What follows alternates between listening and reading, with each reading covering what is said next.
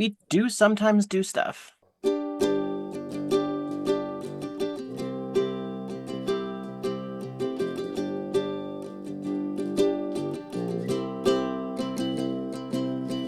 Hello and welcome into another episode of Gifted Kid, Messy Adult, and Neurodiversity Podcast, the show where potential went to die.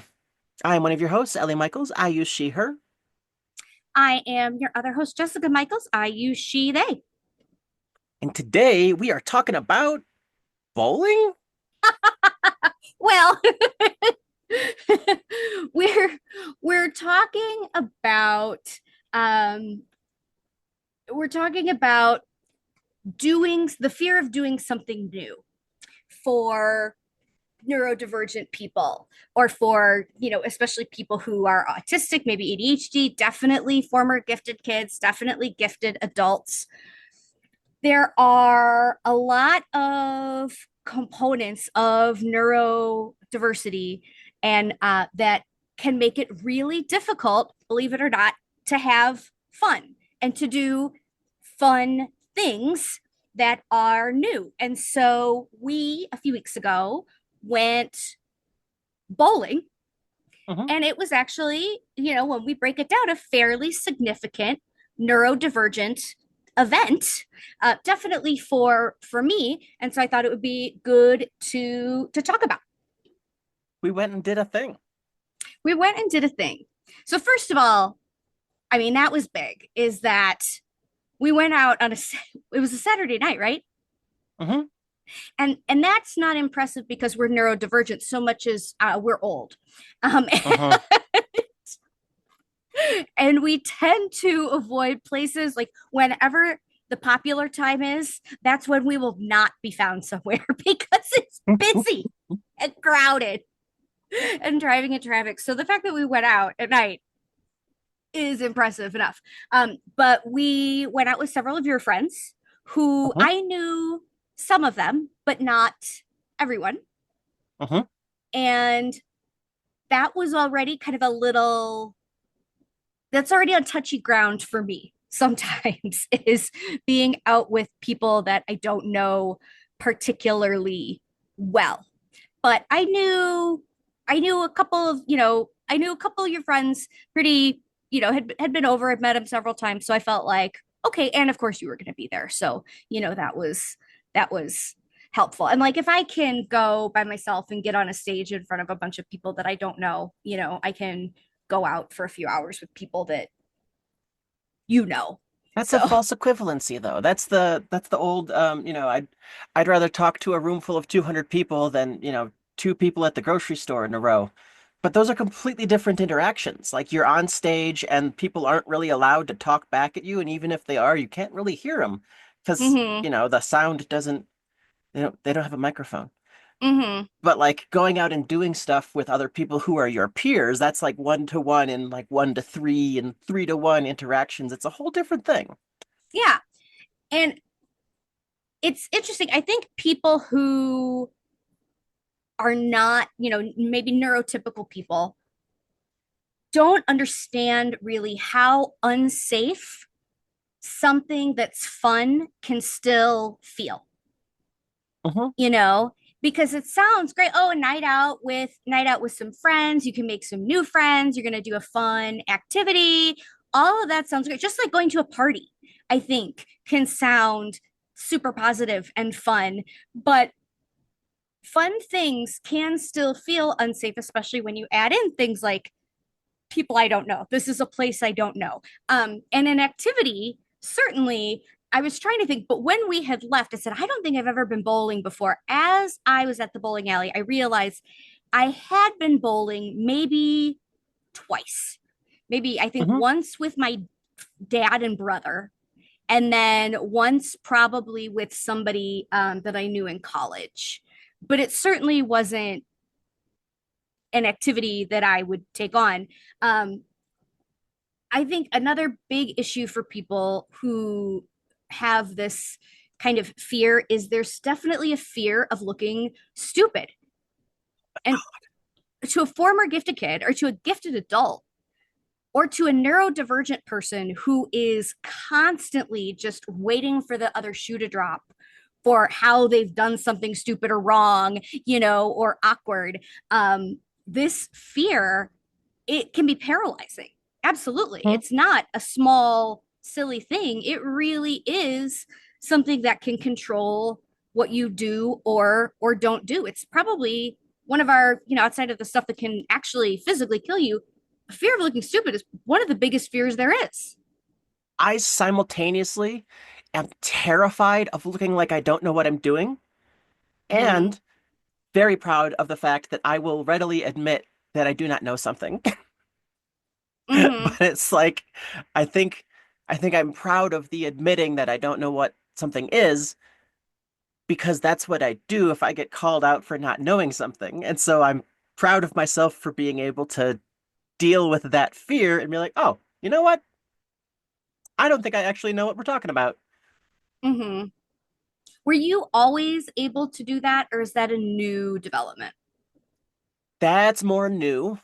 Mm-hmm. Um, and every once in a while I'll still get like the panic response where I get called out for something and I just have to like, you know, BS my way through something and then kind of backpedal and be like, oh, well, you see, I didn't actually mean that. And I didn't really say that I knew what I was talking about. I just meant that, like, I kind of understood what we were going for and blah, blah, blah, blah, blah, blah, blah, blah. And that's never actually necessary. Like, it's never once been like, hey, you said something stupid. We're going to kick you out of this party.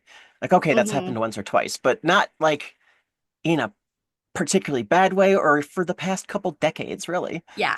And I Um, think there might have been other things that influenced those situations, perhaps, then. I don't know what you're talking about, I'm sure.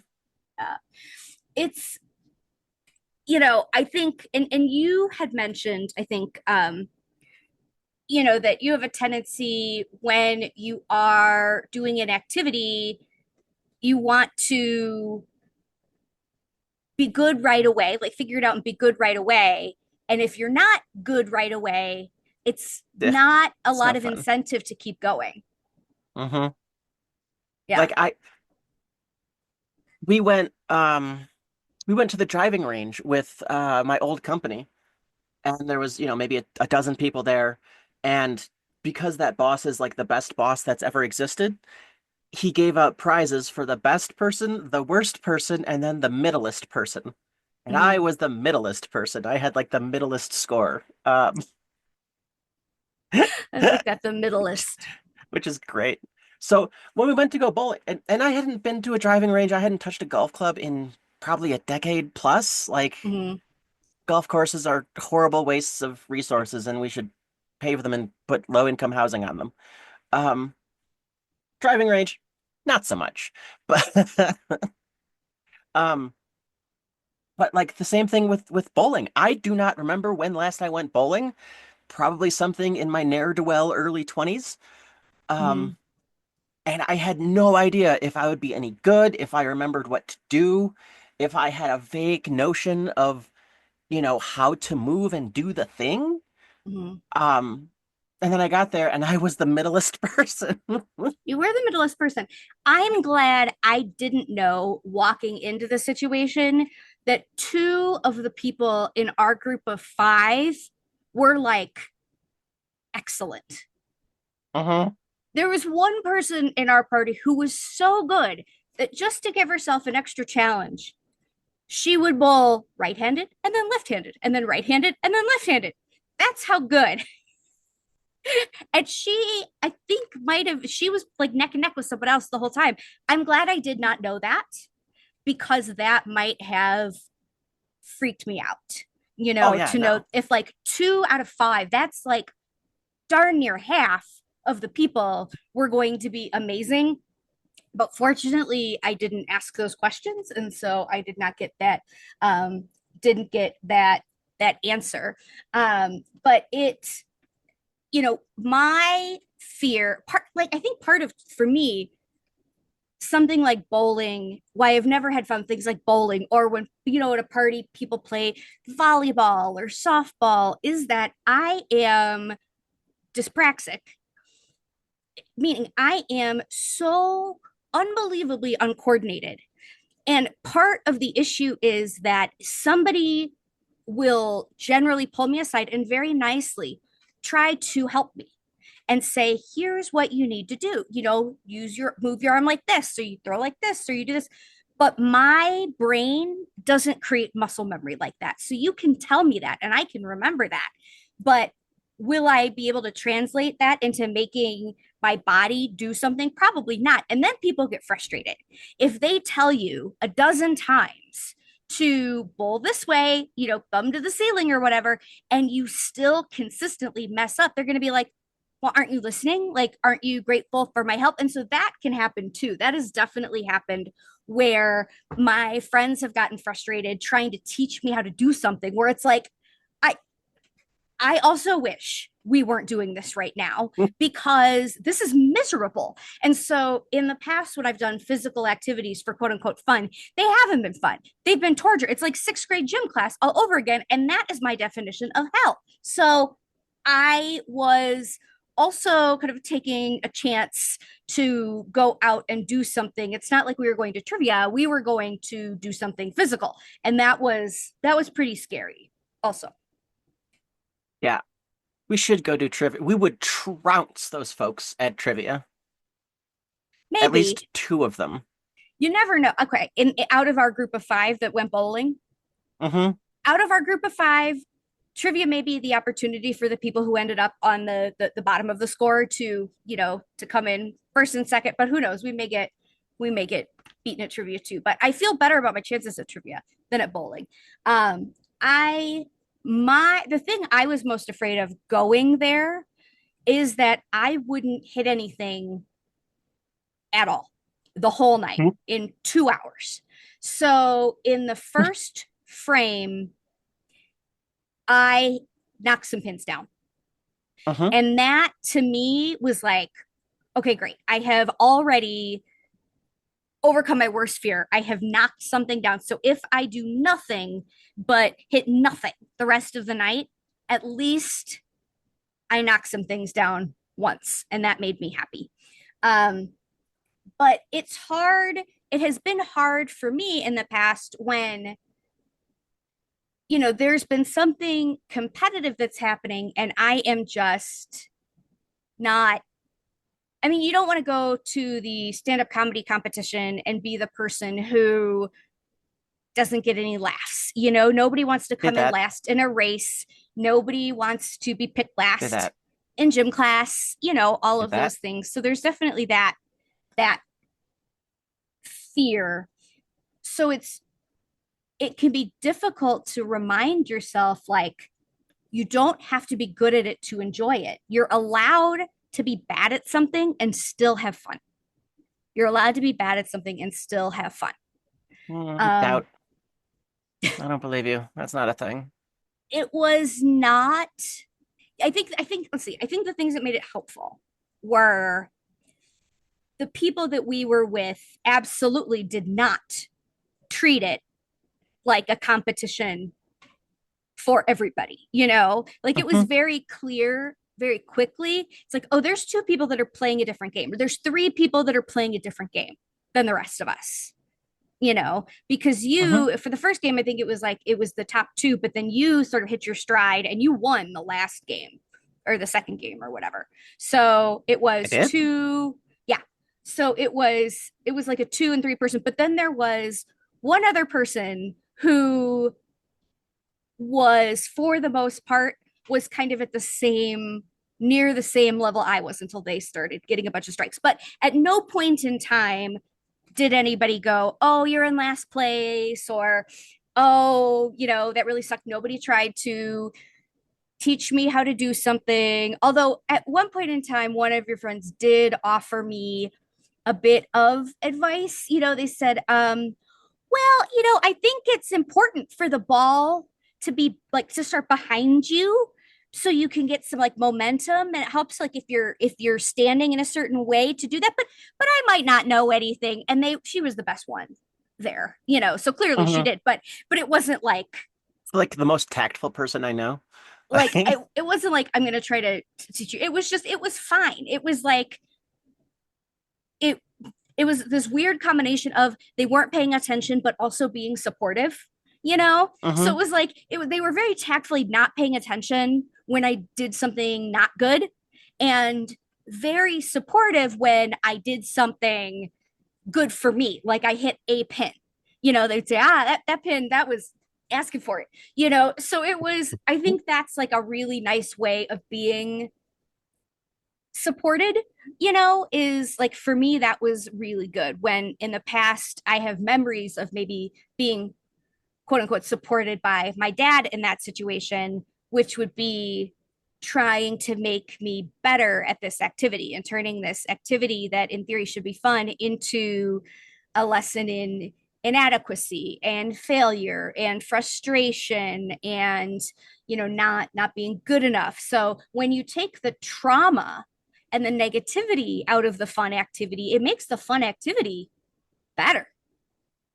Yeah, that's the thing about having friends who are, good people and nice, that like we're all aware that this is not in any way a competition. And, when someone else does good, you still cheer for them. And when they do bad, you go, ah, you got robbed. Um, Mm-hmm. at no point was anybody, made fun of for not doing well, unless it was a very mutual thing. Mm-hmm. It was just it was a nice time with nice friends who love each other. There's also, from a neurodiversity perspective, there's often a lot of rejection sensitivity that can Uh-huh. happen in activities and not being good at something. And I think for me, that's much worse when I'm taking part in an activity where I have to be on a team. Like we said, like playing volleyball or softball or, playing pool or whatever, because it's one thing to be bad for yourself. It's another thing to let a team down or another person down. As much as they say they don't care, that's you have a hard time convincing your soul of that. Hmm. And when it's a friend, then it's like, okay, this automatically goes to the friendship. There's just a lot of rejection sensitive dysphoria that can come into play in situations like that. So I think bowling was a good activity too, because I could just be terrible by myself and it didn't, I wasn't afraid Hmm. it was going to impact our marriage. Not that you have ever given me any indication that anything like this would put our marriage at risk. This is definitely something that would be self-imposed. You have not done a single thing to make me think that. But yeah, it was um there's some cognitive flexibility that can be required to put yourself in the mindset of being okay to be a beginner. I think that sometimes people can really struggle with too. Um, Especially if you're a person who has been invalidated at every turn in the world and is only derived worth from the things they are good at or the accomplishments they have had, to then say, okay, it's okay to be a beginner and to let go of those things that they feel like have are the things that have given them, their value. That can be really hard. That rigidity can be hard to work around for sure. And again, that can also go back to trauma also. So, when you say going out and having fun can be a real accomplishment, truly, it can be a real accomplishment. And that's how I felt is, this was, I didn't put pressure on myself.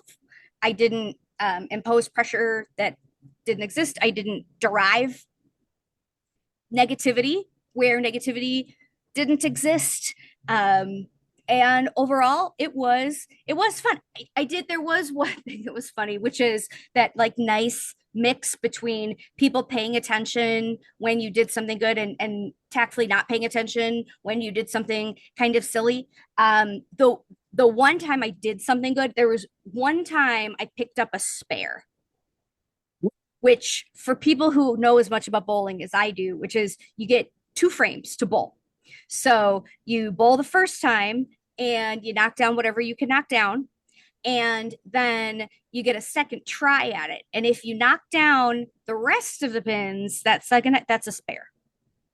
and I picked up two spares in a row. And the first time I picked up the spare, I was so excited. I looked, nobody was paying attention at all, Yep.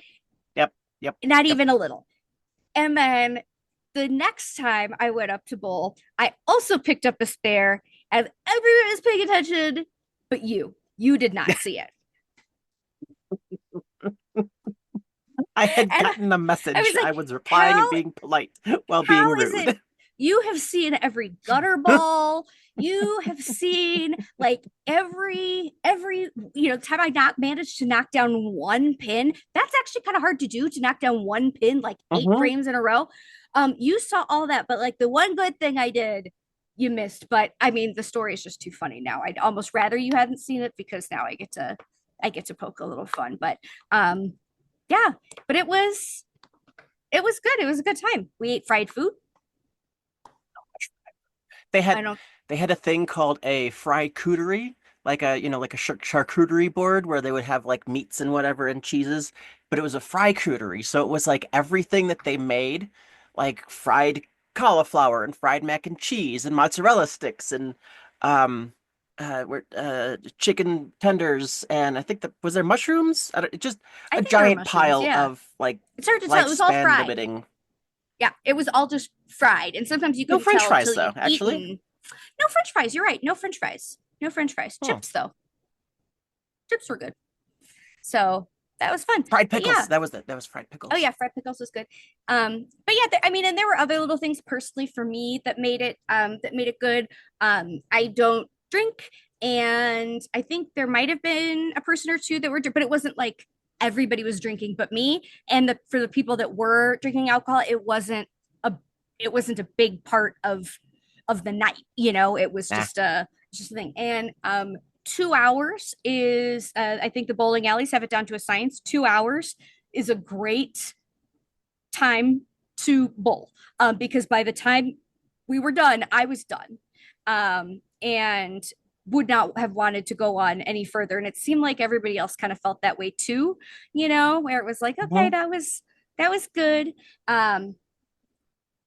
I definitely am glad I had a migraine pill with me, Mhm. because it was quite bright and loud. So I would say if I didn't have enough spoons that day, it probably wouldn't have been a good activity. But that day I happened to be, I've been laid up because I've been sick and I've been injured. So I actually had a lot of a lot of spoons that I've been storing up. So that was good. So you still definitely need to pay attention to your brain and your body, because that's going to potentially limit the amount of fun you can have anyway, because nobody has fun when they feel terrible. So but yeah, it was a good time, and it was something that I probably in past lives would not have said, oh, I can have fun doing that.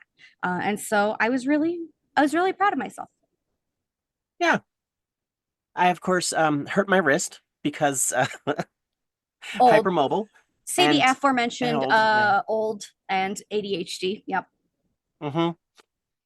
But I could tell every time that I my wrist twisted or like wasn't held firmly in the center because then the ball went in the wrong direction.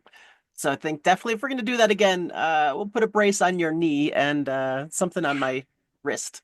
Because then like a day or two later, I was shampooing my hair and pulled my wrist wrong and really hurt it. So it's like an extra embarrassing injury. Like, oh yeah, Yeah. no, I was bowling and then shampooing. Yeah. I don't think we mentioned in our episode last week why we had been off for 2 or 3 weeks, which is you had a cold, then I got a cold, and then I got a sinus infection, and then I got uh, two ear infections, and then I got pink eye in both eyes, and then you got pink eye. So we had a lot of time we didn't record, and then sort of during that or right after that, I had a pre-existing knee injury. I had a bad knee from college, and I was using a weighted blanket to treat my anxiety and insomnia. And I thought, well, even if it doesn't work, it can't possibly hurt. And then it hurt because I went to move the blanket in the middle of the night with my knee and injured my knee. And it was just about better when we went bowling. And that was probably injury wise not the right thing because it's I'm back to being on crutches. But but still overall, I think it was still a good activity. Now I know that I can do that again. But yeah, knee brace perhaps in the future would be good. Yeah, let's do some trivia next time because I'm not going to say it's impossible to harm ourselves doing trivia. It's less likely. It is less likely. It is less likely. Yeah, and we should eat before we go.